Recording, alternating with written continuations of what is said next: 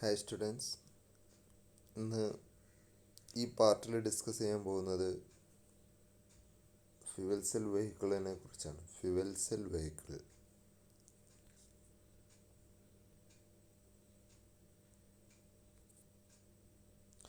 എന്താണ്? എന്താണ് ഫ്യുവൽ എന്ന് പറഞ്ഞാൽ? ഫ്യുവൽ എന്ന് പറഞ്ഞാൽ നമ്മൾ ഒരുപാട് തവണ പഠിച്ചു അല്ലേ? Fuel is A substance which convert which is substance when it burns release high amount of heat energy. അതൊരു സബ്സ്റ്റൻസ് ആണ്. അത് കത്തുന്ന സമയത്ത് large amount of heat energy release ചെയ്യും. ആ റിലീസ് ചെയ്യുന്ന ഒരു സബ്സ്റ്റൻസ് ആണ് ഫ്യുവൽ എന്ന് പറയുന്നത്. സാധാരണഗതിയിൽ ഫ്യുവൽ ഉപയോഗിക്കുന്നത് എന്തിനു വേണ്ടിയിട്ടാണ്?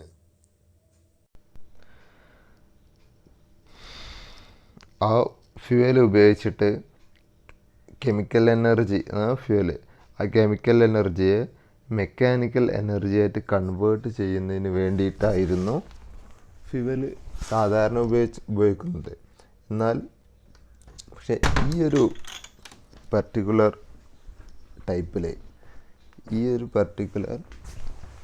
ഡിവൈസിൽ ഈ ഫ്യുവൽ ഉപയോഗിച്ചിട്ട് എന്താ ചെയ്യുന്നത് അറിയോ? ഫ്യുവൽ ഉപയോഗിച്ചിട്ട് ഇലക്ട്രിക്കൽ എനർജിയാണ് പ്രൊഡ്യൂസ് ചെയ്യുന്നത് അല്ലേ? നോർമലി ഒരു എൻജിനിൽ എങ്ങനെയാണ്? നോർമൽ കേസിൽ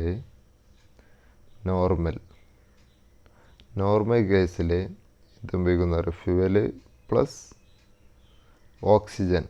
ഓക്സിജൻ കൂടി ചേർന്ന് ഹീറ്റ് എനർജിയാണ് ഉണ്ടാവില്ല. ഹീറ്റ് പ്ലസ് പിന്നെ അതിൻ്റെ പ്രൊഡക്റ്റുകളും കമ്പഷൻ പ്രൊഡക്റ്റുകളും ഉണ്ടാവും അല്ലേ? ഇത് നോർമൽ കേസിൽ. എന്നാൽ ഈ പറഞ്ഞ ടൈപ്പിൽ ഫ്യുവൽ സെൽ വെഹിക്കിളിൽ എങ്ങനെയാണ് സംഭവിക്കുന്നത് നോക്കാം. ഫ്യുവലും ഓക്സിജനും കൂടി ചേർന്നിട്ട് ഓക്സിഡേഷൻ പ്രൊഡക്റ്റ് പ്രൊഡ്യൂസ് ചെയ്യുന്നു. അതിനോടുകൂടെ തന്നെ വളരെ ഇമ്പോർട്ടൻ്റ് ആയിട്ടുള്ളൊരു കാര്യം, ഇലക്ട്രിസിറ്റി കൂടെ പ്രൊഡ്യൂസ് ചെയ്യുന്നു. അതിനോടുകൂടെ തന്നെ ഇലക്ട്രിസിറ്റിയും കൂടി ഉണ്ടാകുന്നുണ്ട്. ഈ ഇലക്ട്രിസിറ്റിയാണ് ബാറ്ററിയിൽ സ്റ്റോർ ചെയ്യുന്നത്. എന്നിട്ട് സാധാരണ ഒരു ഇലക്ട്രിക് വെഹിക്കിൾ എങ്ങനെയാണോ അറേഞ്ച് ചെയ്തിട്ടുള്ളത് ആ ഒരു രീതിയിലോട്ട് പോകുന്നു. ഇവിടെ ഫ്യുവൽ ഉപയോഗിച്ചിട്ടുള്ളത് എന്തിനു വേണ്ടി മാത്രമാണ്? ഇവിടെ ഫ്യുവൽ ഉപയോഗിച്ചിട്ടുള്ളത് കറണ്ട്, ഇലക്ട്രിസിറ്റി ജനറേറ്റ് ചെയ്യുന്നതിന് വേണ്ടി മാത്രമാണ് ഇവിടെ ഫ്യുവൽ ഉപയോഗിച്ചിട്ടുള്ളത്. അപ്പോൾ എങ്ങനെയാണ് നോക്കാം. സാധാരണ ഇതാണ് ഫ്യുവൽ സെൽ വെഹിക്കിളിൻ്റെ ഒരു സ്ട്രക്ചർ, സിമ്പിളായിട്ടുള്ള ഒരു സ്ട്രക്ചർ. സാധാരണ പോലെ തന്നെ ഒരു ബാറ്ററിയുടെ ഒരു ഷേപ്പാണ് ഇതിനുണ്ടാവുക. പിന്നെ അതിന് പുറമെ എക്സ്ട്രാ ഒരു ഇതിൻ്റെ ഇലക്ട്രിസിറ്റി, ഇവിടെ ഇപ്പോൾ ഈ ഒരു സെറ്റ് ഇലക്ട്രിസിറ്റി ഫ്യുവലിൽ നിന്ന് ഇലക്ട്രിസിറ്റി പ്രൊഡ്യൂസ് ചെയ്യുന്നു. അതിന് വേണ്ടിയിട്ടുള്ള ഒരു അറേഞ്ച്മെൻ്റാണിത്. ഇനി ഇതിൽ നിന്ന് ഇലക്ട്രിസിറ്റി പ്രൊഡ്യൂസ് ചെയ്തിട്ട് പുറത്ത് സാധാരണ പോലെ സെപ്പറേറ്റ് ഒരു ബാറ്ററി ഉണ്ടാവും. ആ ബാറ്ററിയിലോട്ടാണ് പിന്നെ എനർജി സ്റ്റോർ ചെയ്യുന്നത്. അപ്പോൾ ഈ ഒരു ഡിവൈസ് എന്ന് പറയുന്നത് ഇലക്ട്രിസിറ്റി ജനറേറ്റ് ചെയ്യാനുള്ളതാണ്. ഓക്കെ. പിന്നെ അപ്പോൾ ഇവിടെ സാധാരണ പോലെ തന്നെ ഒരു ആനോഡ് ഉണ്ട്, അതേപോലെ തന്നെ ഒരു കാഥോഡ് ഉണ്ടായിരിക്കും. ഈ ഒരു അറേഞ്ച്മെൻറ്റിൽ ആനോഡും കാഥോഡും ഉണ്ട്. അതിൽ ആനോഡായിട്ട് ഉപയോഗിക്കുന്നത് ആനോഡായിട്ടും കാഥോഡായിട്ടും ഉപയോഗിക്കുന്നത് materials having high electron conductivity and zero proton conductivity. ഒരു മെറ്റീരിയലുണ്ട്, സപ്പോസ് ഒരു ആ മെറ്റീരിയലിൻ്റെ പ്രത്യേകത എന്താണ്? ആനോഡായിട്ടും കാഥോഡായിട്ടും ഉപയോഗിക്കുന്ന ഏത് ആനോഡാകട്ടെ കാഥോഡാകട്ടെ അതിന് വേണ്ടിയിട്ട് ഉപയോഗിക്കുന്ന മെറ്റീരിയലിൻ്റെ പ്രത്യേകത എന്ന് പറയുന്നത് ആ മെറ്റീരിയൽ ഹൈ ഇലക്ട്രോൺ കണ്ടക്ടിവിറ്റിയാണ്. High electron conductivity. അതിൻ്റെ ഉള്ളിലൂടെ ഇലക്ട്രോണിനെ അത് പാസ് ചെയ്യിപ്പിക്കും. ഇലക്ട്രോൺ അതിൻ്റെ നേരെ വന്നാൽ അത് കടത്തിവിടും. അതേസമയം സീറോ പ്രോട്ടോൺ കണ്ടക്ടിവിറ്റി, പ്രോട്ടോണിനെ അത് കടത്തിവിടില്ല. പ്രോട്ടോണിനെ അത് അവിടെ ബ്ലോക്ക് ചെയ്യും. പ്രോട്ടോണിനെ അതവിടെ എന്ത് സംഭവിക്കും? അവിടെ ബ്ലോക്ക് ചെയ്ത് വെക്കും. അതാണ് ഈ ഒരു ആനോഡിൻ്റെയും കാഥോഡിനും വേണ്ടിയിട്ട് ഉപയോഗിക്കുന്ന മെറ്റീരിയലിൻ്റെ പ്രത്യേകത. ഓക്കെ, അപ്പോൾ ആനോഡായിട്ടും കാഥോഡായിട്ടും ഒരേപോലെയാണ്. ഇനി അടുത്തത് ഇലക്ട്രോലൈറ്റിൻ്റെ പ്രത്യേകത എന്താണ്? ഇതിൽ ഉപയോഗിക്കുന്ന ഇലക്ട്രോലൈറ്റായിട്ട് ഉപയോഗിക്കുന്നത് പ്രോട്ടോൺ എക്സ്ചേഞ്ച് മെംബ്രെയിൻ എന്ന ഒരു മെറ്റീരിയലാണ് ഉപയോഗിക്കുന്നത്. അതിൻ്റെ പ്രത്യേകത എന്താണ്? PEM എന്നാണ് അതിന് പറയുക. PEM എന്താണ് PEMൻ്റെ പ്രത്യേകത? It has high proton conductivity and zero electron conductivity. അതിന് പ്രോട്ടോണിൻ്റെ കണ്ടക്ടിവിറ്റി കൂടുതലാണ് അതിന്. And zero electron high proton conductivity and zero electron conductivity. ആ ഒരു ഇലക്ട്രോലൈറ്റിൻ്റെ പ്രത്യേകത ഇലക്ട്രോലൈറ്റ് എന്ന് വെച്ചോ. ആ ഇലക്ട്രോലൈറ്റ് ഹൈ പ്രോട്ടോൺ കണ്ടക്ടിവിറ്റി, അതിലൂടെ പ്രോട്ടോണിനെ അത് കണ്ടക്ട് ചെയ്യും. പ്രോട്ടോൺ. അതേസമയം ഇലക്ട്രോൺ അവിടെ തടഞ്ഞു വെക്കും. നേരെ ഓപ്പോസിറ്റ്. ഇതിൻ്റെ തൊട്ട് മുന്നേ പറഞ്ഞ ആനോഡിൻ്റെയും കാഥോഡിൻ്റെയും മെറ്റീരിയലിൻ്റെ പ്രത്യേകത പറഞ്ഞു. അതിൻ്റെ നേരെ ഓപ്പോസിറ്റാണ് ഇവിടെ ഉള്ളത്. ഓക്കെ, ആനോഡും കാഥോഡിലും എന്താ സംഭവം? Anode and cathode. ഇത് ഇലക്ട്രോലൈറ്റാന്ന് വെച്ചോ.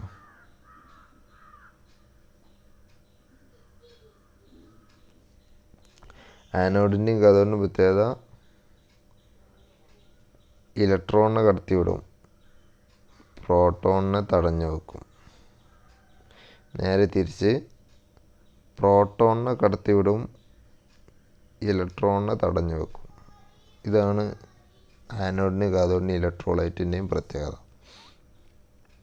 ഇനി ഫ്യൂവലായിട്ട് എന്താ ഉപയോഗിക്കുന്നത് നോക്കാം. എന്ത് ഫ്യൂവലാണ് ഇവിടെ ഉപയോഗിക്കുന്നത്? ഫ്യൂവലായിട്ട് ഉപയോഗിക്കുന്നത് വേറൊന്നുമല്ല, ഹൈഡ്രജനും ഓക്സിജനുമാണ് ഫ്യൂവലായിട്ട് ഉപയോഗിക്കുന്നത്.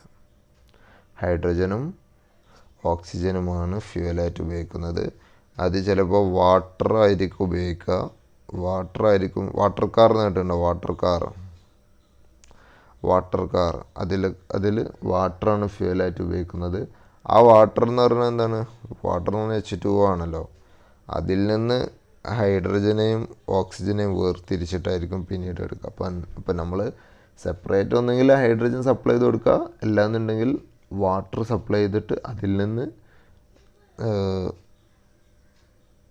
ഹൈഡ്രജനെയും ഓക്സിജനെയും സെപ്പറേറ്റ് ചെയ്തിട്ട് അങ്ങനെ പാസ് ചെയ്യിപ്പിക്കും. ഏത് രീതിയിൽ വേണമെങ്കിലും ചെയ്യാം. അപ്പോൾ അതിൻ്റെ ആനോഡും കാഥോഡിൻ്റെയും കാര്യം അതാണ്. ഇനി എങ്ങനെ വർക്കിംഗ് നോക്കാം. ഇതിൽ ആനോഡ് ഇതാണ് ആനോഡ്. ആനോഡ് ഇവിടെ കൊടുത്തിട്ടുണ്ട് കേട്ടോ, ആനോഡ്. പിന്നെ ഇത് കാഥോഡ്. ഇവിടെ താഴത്ത് എഴുതിയിട്ടുണ്ട് ആനോഡ് കാഥോഡ്. ഏറ്റവും സെൻട്രലായിട്ട് എന്ത് കൊടുത്തിട്ടുണ്ട്? ഈ പ്രോട്ടോൺ എക്സ്ചേഞ്ച് മെംബ്രെയിൻ എന്ന് പറഞ്ഞ PEM കൊടുത്തിട്ടുണ്ട്. ഇലക്ട്രോലൈറ്റ്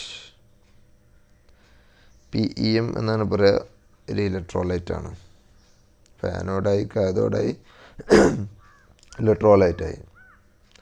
ഇനി ഒരു ഭാഗത്തുകൂടെ ഓക്സിജൻ പോകുന്നു, ഹൈഡ്രജൻ പാസ് ചെയ്യുന്നു. ഒരു ഭാഗത്തിലൂടെ ഹൈഡ്രജൻ പാസ് ചെയ്യും, ഒരു സൈഡിലൂടെ എയർ പാസ് ചെയ്യും, ഓക്സിജൻ. ഒരു ഭാഗത്തൂടെ ഹൈഡ്രജനും മറ്റൊരു ഭാഗത്തൂടെ ഓക്സിജനും അതിലോട്ട് കടത്തിവിടും.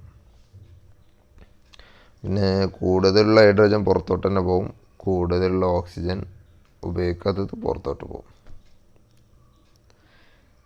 അതേപോലെ ഇവിടെ ആനോഡിൽ നിന്നും കാഥോഡിൽ നിന്നും ഓരോ ലീഡ് എടുത്തിട്ടുണ്ട്. ലീഡ് എടുത്തിട്ട് നേരെ ബാറ്ററിയിലാണ് സ്റ്റോർ ചെയ്യുന്നത്. ബാറ്ററിയിൽ കറണ്ട് പ്രൊഡ്യൂസ് ചെയ്യുമല്ലോ, അത് നേരെ ബാറ്ററി കൊണ്ടുവന്ന് സ്റ്റോർ ചെയ്യും. ഇങ്ങനെയാണ് ഇതിൻ്റെ സെറ്റപ്പ് ഉള്ളത്. ഇനി ആക്ച്വലി എങ്ങനെയാണ് വർക്ക് ചെയ്യുന്നത് നോക്കാം. അപ്പോൾ ഇതാണ് ഇതിൻ്റെ അറേഞ്ച്മെൻ്റ് ഉള്ളത്. ആനോഡ്, കാഥോഡ്, പിന്നെ അത് പുറത്തോട്ടൊരു ബാറ്ററിയിലോട്ട് കണക്ട് ചെയ്തു. അതുപോലെ ഹൈഡ്രജൻ വരുന്നു, ഓക്സിജൻ വരുന്നു. ഇനി നോക്കാട്ടോ.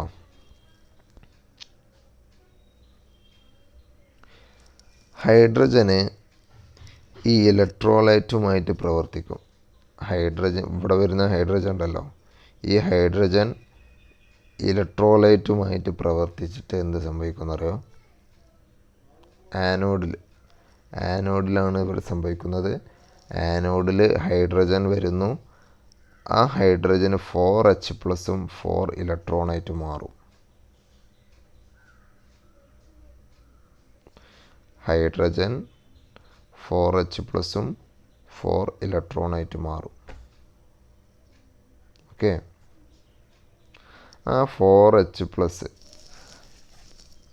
അതിൽ ആ H+ മാത്രം, അതായത് H2 എന്തായി മാറും എന്ന് പറഞ്ഞാൽ H+ഉം ഇലക്ട്രോണായിട്ട് മാറും. കറക്റ്റ് ബാലൻസ് അല്ല, ഞാൻ ജസ്റ്റ് എഴുതിയെന്നുള്ളൂ. ഹൈഡ്രജന് H+ഉം ഇലക്ട്രോണായിട്ട് മാറും. അതിൽ H+ ആണ് നമ്മൾ പ്രോട്ടോൺ എന്ന് പറയുന്നത്. പ്രോട്ടോൺ എന്ന് പറയുന്നത് H+ ആണ്, മറ്റേത് ഇലക്ട്രോണാണ്. ഇത് ഇലക്ട്രോണാണ്. അപ്പോൾ ഞാൻ പറഞ്ഞു ആനോഡിൻ്റെ പ്രത്യേകത നേരത്തെ പറഞ്ഞിരുന്നു. ആനോഡ് ഇലക്ട്രോണിനെ മാത്രം കടത്തിവിടും. നേരത്തെ ആനോഡിൻ്റെ കാര്യം പറഞ്ഞിരുന്നു. യെസ്, ഈ ആനോഡ് കാഥോഡിൻ്റെ പ്രത്യേകത അതിലൂടെ ഇലക്ട്രോണിനെ മാത്രമേ അത് പാസ് ചെയ്യിപ്പിക്കുള്ളൂ, അല്ലേ? ഇലക്ട്രോണിനെ മാത്രമേ പാസ് ചെയ്യിപ്പിക്കുള്ളൂ, പ്രോട്ടോണിനെ അതിലൂടെ കടത്തി വിടില്ല. അപ്പോൾ ഈ ഹൈഡ്രജൻ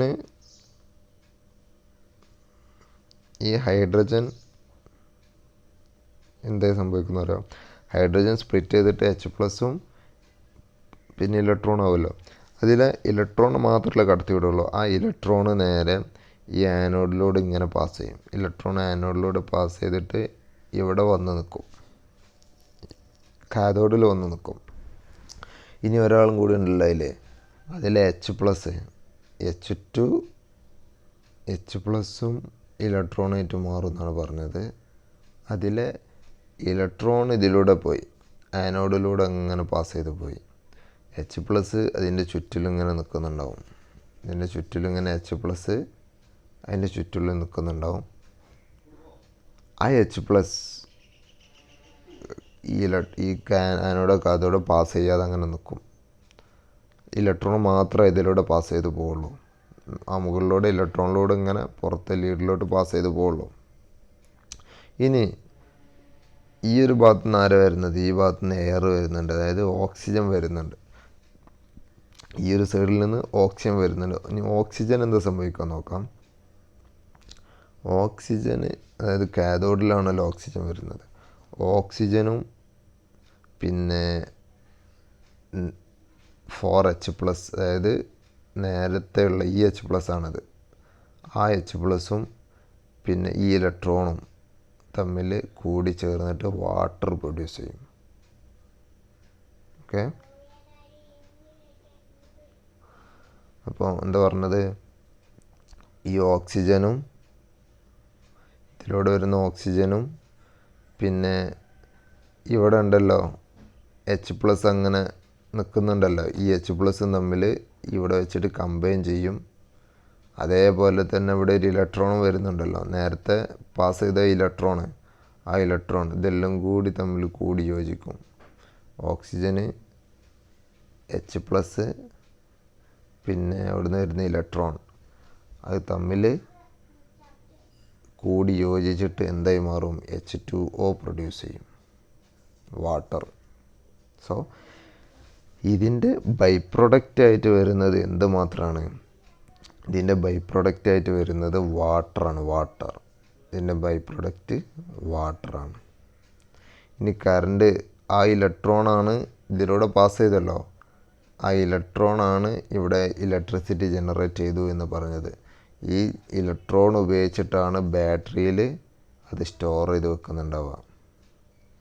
ഇപ്പോൾ ഇങ്ങനെ വന്നിട്ട് ഇവിടെ ബാറ്ററി ഇല്ല, ആ ബാറ്ററിയിൽ ചാർജ് സ്റ്റോർ ചെയ്യും, പിന്നെ അതിങ്ങനെ സൈക്ലിക്കായിട്ട് പ്രോസസ് ഇങ്ങനെ നടന്നുകൊണ്ടിരിക്കും. ഓക്കെ, അപ്പോൾ ഇതാണ് ഫ്യൂവൽ സെൽ വെഹിക്കിളിൻ്റെ വർക്കിംഗ് എന്ന് പറയുന്നത്. സോ ഓവറോൾ റിയാക്ഷൻ നോക്കാം. ആനോഡിൽ 2H2 എന്ന് പറയുമ്പോൾ 4H+, 4 ഇലക്ട്രോൺ. ആനോഡിൽ ഹൈഡ്രജൻ എന്തായി മാറും? 4H+ഉം 4 ഇലക്ട്രോണായിട്ട് മാറും. കാഥോഡിൽ ഓക്സിജനാണ് വരുന്നത്. അപ്പോൾ ഓക്സിജനും ഇതിന് മുന്നത്തെ 4H+ഉം ഇതിന് മുന്നേ ഉണ്ടായിട്ടുള്ള 4 ഇലക്ട്രോണും കൂടി ചേർന്നിട്ട് ഹൈഡ്രജൻ പ്രൊഡ്യൂസ് ചെയ്യും. ഓവറോൾ റിയാക്ഷൻ നോക്കുകയാണെന്നുണ്ടെങ്കിൽ ആ ഒരു സിസ്റ്റത്തിലുള്ള കംപ്ലീറ്റ് റിയാക്ഷൻ എന്താണ്? ആക്ച്വലി ഇവിടെ സംഭവിക്കുന്നത് ഹൈഡ്രജനും ഓക്സിജനും കൂടി ചേർന്ന് വാട്ടർ ഉണ്ടാകുന്നു.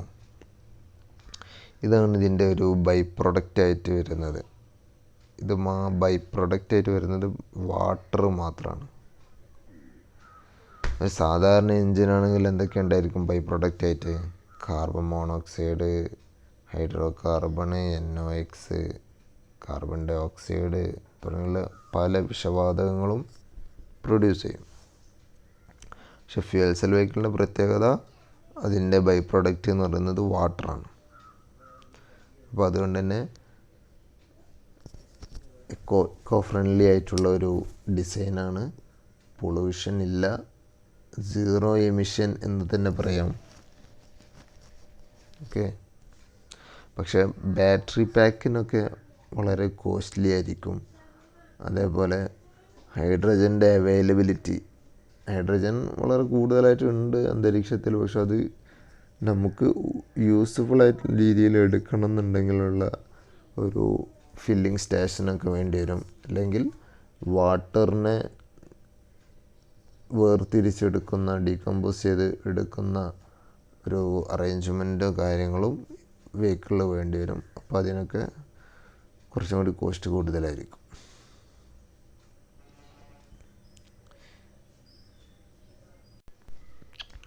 അടുത്തത് വളരെ പ്രധാനപ്പെട്ട ഒരു ടോപ്പിക്കാണ് electric vehicle, E V vehicle. എന്താ സംഭവം? അപ്പോൾ ഇതുവരെ പറഞ്ഞതൊക്കെ ഫ്യൂവൽ ഉപയോഗിച്ചിട്ടും ഓപ്പറേറ്റ് ചെയ്യുന്ന വെഹിക്കിളാണ്. ഇവിടെ സാധാരണ പോലെയുള്ള വെഹിക്കിളാണ് ഇലക്ട്രിക് വെഹിക്കിൾ. എന്താണ് അതിൻ്റെ പ്രത്യേകത? ബാറ്ററി മോട്ടർ, അതിന് പവർ കൊടുക്കുന്നത്, ഇലക്ട്രിസിറ്റി കൊടുക്കുന്നത് ബാറ്ററിയും, പിന്നെ വീലിനോട്ട് ട്രാക്റ്റീവ് പവർ കൊടുക്കുന്നത് മോട്ടറുമായിരിക്കും. An electric vehicle, also called an EV, uses one or more electric motors or traction motors for propulsion.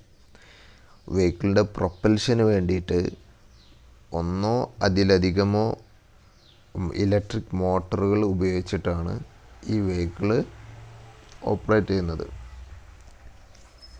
Traction motor എന്ന് പറയും. സാധാരണ ഇതിൽ ഒറ്റ മോട്ടർ ഉണ്ടാവും, ഏതെങ്കിലും ഒരു ഫ്രണ്ട് സൈഡിലോ റിയർ സൈഡിലോ. അതല്ലെങ്കിൽ 4 വീലിലും മോട്ടറുള്ളതുണ്ട്, 2 വീലിലും മോട്ടറുള്ളതുണ്ട്. ഓരോ ഡിസൈൻ അനുസരിച്ച് മാറും. അപ്പം അതിൻ്റെ ഒരു ഓവറോൾ ആയിട്ടുള്ള ഒരു ഡയഗ്രം നോക്കാം നമുക്ക്. അതിൽ പ്രധാനപ്പെട്ട ഭാഗങ്ങൾ എന്തൊക്കെയാണ്? പ്രധാനമായിട്ടും വരുന്നത് ഏറ്റവും ഹാർട്ട് എന്ന് പറയുന്നത് ബാറ്ററി തന്നെയാണ്. ബാറ്ററി, ആ ബാറ്ററിയിലാണല്ലോ എനർജി സ്റ്റോർ ചെയ്യുന്നത്, ബാറ്ററി. പിന്നെ ആ ബാറ്ററീനെ ചാർജ് ചെയ്യാനുള്ള ഒരു ചാർജർ വേണം, ചാർജർ വേണ്ടി വരും. അത് കഴിഞ്ഞിട്ട് പവർ കൺവേർട്ടർ എന്ന് പറയുമ്പോൾ ചിലപ്പോൾ AC മോട്ടറാണെങ്കിൽ DC-നെ AC ആക്കേണ്ടി വരും. അതിന് വേണ്ടിയിട്ടാണ് അത് ചെയ്യുന്നത്. AC മോട്ടർ ഉപയോഗിക്കാം, DC മോട്ടർക്ക് ഉപയോഗിക്കാൻ പറ്റും. പിന്നെ ആ പവർ കൺവേർട്ടറിലോട്ടാണ് ഡ്രൈവ് സിഗ്നൽ വരുന്നത്. അതേപോലെ പിന്നെ വളരെ പ്രധാനപ്പെട്ട ഒരു ഭാഗമാണ് ഇലക്ട്രിക് മോട്ടർ.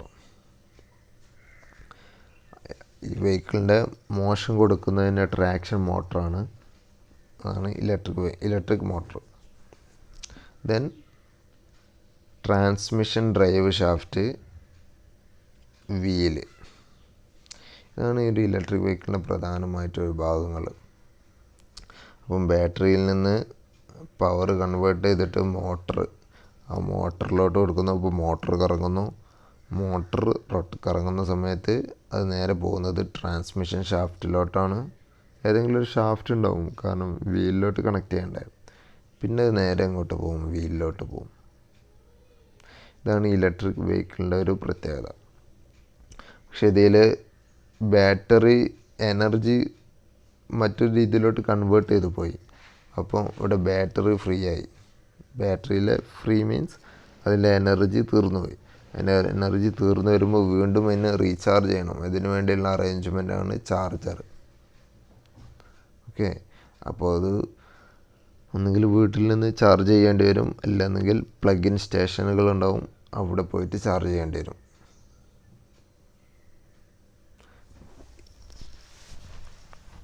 ഇതൊരു ഇലക്ട്രിക് വെഹിക്കിളാണ്.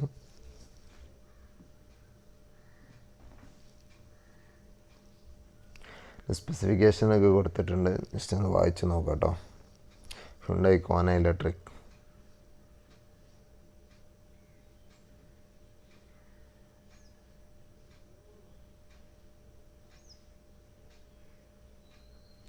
Lithium ion battery. സാധാരണ ബാറ്ററി ആയിട്ട് ഉപയോഗിക്കുന്നത് ലിത്തിയം അയൺ ആണ്. ലിത്തിയം അയൺ ബാറ്ററി പാക്കാണ് ഉള്ളത്. 201 HP മോട്ടർ, ഫുൾ ചാർജിൽ 450 കിലോമീറ്റർ. ഓക്കെ, ബാറ്ററിൻ്റെ കോസ്റ്റാണ് വളരെ കൂടുതൽ. 4-5 ലക്ഷം ഉണ്ടാവും ബാറ്ററി കോസ്റ്റ്.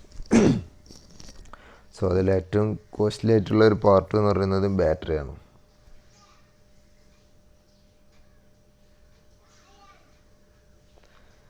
പിന്നെ മോട്ടറായിട്ട് ഉപയോഗിക്കുക, ടെസ്ലയിലൊക്കെ AC മോട്ടറാണ്. അധികം AC മോട്ടർ തന്നെ ആയിരിക്കും. ഓക്കെ, അതൊന്ന് ജസ്റ്റ് വായിച്ചു നോക്കാം കേട്ടോ. ടെസ്ല ഒരു മോഡലാണ്. ഇതാണ് ബാറ്ററി പാക്ക്. നമ്മൾ സാധാരണ കാറുകളിലൊക്കെ ഉള്ള പോലെ ഒരൊറ്റ ബാറ്ററി അല്ല ഉണ്ടാവുക, പകരം ബാറ്ററിയുടെ ഒരു പാക്ക് തന്നെ ഉണ്ടാവും. ബാറ്ററി പാക്ക് തന്നെ ഉണ്ടാവും. ഇത് ആ പ്ലാറ്റ്ഫോമിലായിരിക്കും ബാറ്ററി ഉണ്ടായിരിക്കുക. അതോരോ ബാറ്ററി സ്റ്റാക്കുകളാണ്. ഒരുപാട് ബാറ്ററികൾ കൂടി ചേർന്നിട്ടാണ് കാറിലുണ്ടാവുക. നമ്മൾ താഴത്ത് കാറിൻ്റെ പ്ലാറ്റ്ഫോം ഉണ്ടല്ലോ, ഇതാണ് ബാറ്ററീൻ്റെ പാക്കാണ്. താഴെ പ്ലാറ്റ്ഫോം കംപ്ലീറ്റ് ബാറ്ററി ആയിരിക്കും. പിന്നെ ഇലക്ട്രിക് മോട്ടർ ഉണ്ട്, ഇവിടെ ഒരു മോട്ടർ, ഇവിടെ ഒരു മോട്ടർ, 2 മോട്ടർ കൊടുത്തിട്ടുണ്ട്. ഓക്കെ,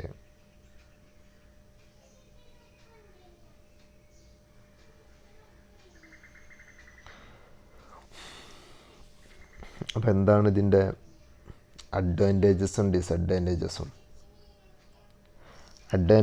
ഇലക്ട്രിക് വെഹിക്കിളിൻ്റെ അഡ്വാൻറ്റേജസ് എന്ന് പറയുന്നത് നോ ഗ്യാസ് റിക്വയർഡ്. പിന്നെ ഫ്യൂവലിൻ്റെ ആവശ്യമൊന്നുമില്ല എന്നർത്ഥം, ഫ്യൂവലിൻ്റെ ആവശ്യമില്ല. 0 എമിഷൻ തീരെയില്ല. ലോ മെയിൻ്റനൻസ് കുറവാണ്. ലോ നോയ്സ്, ശബ്ദം കുറവാണ്, വളരെ കുറവാണ്. പിന്നെ എന്തിനായാലും ഇതിനൊരു ഡിസഡ്വാൻറ്റേജ് ഉണ്ടായിരിക്കും. ഹൈ ഇനീഷ്യൽ കോസ്റ്റ് കൂടുതലായിരിക്കും. ഞാൻ നേരത്തെ പറഞ്ഞു ബാറ്ററിയുടെ പാക്ക് വളരെ കോസ്റ്റ്ലിയാണ്, അതുകൊണ്ട് തന്നെ കോസ്റ്റ് കൂടുതലായിരിക്കും. പിന്നെ ഷോർട്ട് ഡ്രൈവിംഗ് റേഞ്ച്, സാധാരണ IC എഞ്ചിനുകളൊക്കെ പോലെ ഘടിപ്പിച്ചിട്ടുള്ള വാഹനത്തെ പോലെ ഒരുപാട് ദൂരം സഞ്ചരിക്കാനൊന്നും പറ്റില്ല, ഒരു ലിമിറ്റ് ഉണ്ടായിരിക്കും. കാരണം ബാറ്ററിയിൽ എനർജി തീരുന്ന വരെയാണല്ലോ. അല്ലാന്നുണ്ടെങ്കിൽ റീചാർജ് ചെയ്യാനുള്ള സംവിധാനം വേണം, അല്ലെങ്കിൽ മറ്റൊരു എന്തെങ്കിലും വേറെ അറേഞ്ച്മെൻറ്റ് വേണ്ടി വരും. അപ്പോൾ ഈ ഒരു പ്രശ്നം ഇലക്ട്രിക് വെഹിക്കിളിൻ്റെ ഇപ്പോൾ പറഞ്ഞിട്ടുള്ള ഷോർട്ട് ഡ്രൈവിംഗ് റേഞ്ച്, ഈ ഒരു ഡിസഡ്വാൻറ്റേജ് ഇല്ലാതാക്കാൻ വേണ്ടിയിട്ടാണ് നെക്സ്റ്റ് ടൈപ്പ് വന്നിട്ടുള്ളത്. കാരണം ഇവിടെ ചാർജർ സെപ്പറേറ്റ് കൊടുത്തിട്ടുണ്ട്, അത് വീട്ടിൽ നിന്ന് ചെയ്യേണ്ടി വരും, അല്ലെങ്കിൽ ഏതെങ്കിലും ചാർജിങ് സ്റ്റേഷനിൽ നിന്ന് ചെയ്യേണ്ടി വരും.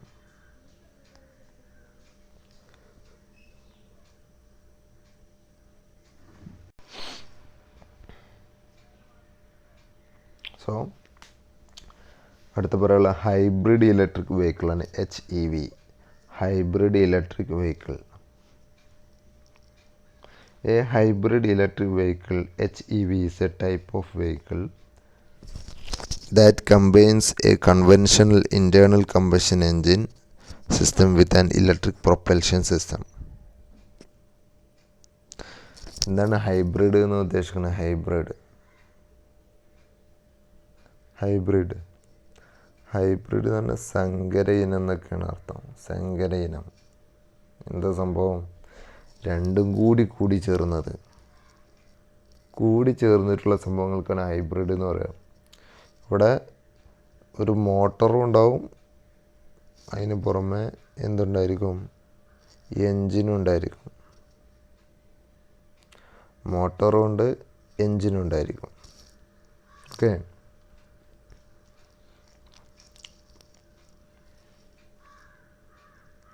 അത് രണ്ടും കൂടി ആ ഒരു കാറിൽ ഘടിപ്പിച്ചിട്ടുണ്ടായിരിക്കും.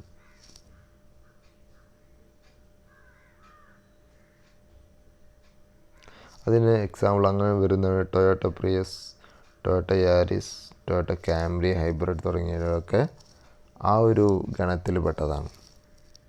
ഓക്കെ,